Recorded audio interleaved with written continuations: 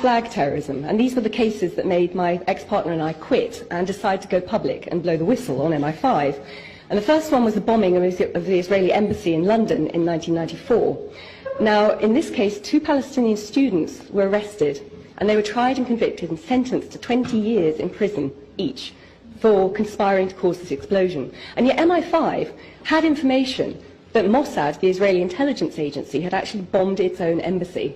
And it had done that for 2 reasons. One was to increase security around all the Israeli assets in London. They were always hassling for it, and MI5 was always saying, no, no, no, there's not a threat. But they also wanted to shatter a Palestinian political support network, which was operating in London at the time, which these 2 students belonged to. And the lead investigator in MI5, whose code number was, his sort of James Bond number was G91, had seen all the evidence and all the intelligence, and he made that official assessment that Mossad had done this. Now, I remember this vaguely. This is, we're talking 14 years ago. It's a long time but ago. It was huge at the time. I mean, it was a huge worldwide story. Yeah, yeah. In fact, there'd been an earlier attack against some Jewish interest section in Buenos Aires earlier that year as well. Similar sort of MO, modus operandi, with a car bomb driven and parked outside that exploded. So in 1994, a car bomb explodes outside the Israeli embassy in London. In London, yeah. Anyone hurt or killed? I don't remember. Very minor injuries, that was all. Nobody was killed.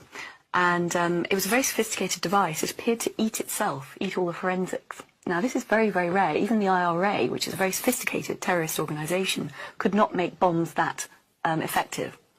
So it looked like a, sort of fairly technical person had put that together.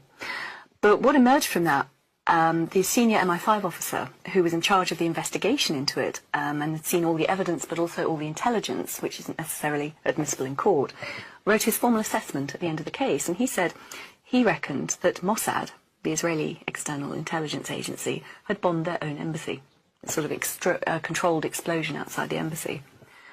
And as I said, that was a senior MI5 officer. That was his formal verdict. If you read that on the internet now, you would say that sounds like some mad conspiracy theory. But it wasn't. This was the official position of MI5. And he said that they did it for 2 reasons. One, they were always hassling MI5 for increased security around their embassy and other interests in London, because, of course, London had a reputation of giving safe haven to Arab dissidents from around the world at that point. And MI5 kept saying, well, there's no reason to increase the threat assessment. You don't need extra protection. So letting off a controlled explosion outside, of course, they immediately got what they wanted there. But crucially, 2 innocent Palestinians were arrested, charged and convicted of conspiracy to cause that attack. And they were very active in a Palestinian support network in London, political campaigning for the people on the West Bank.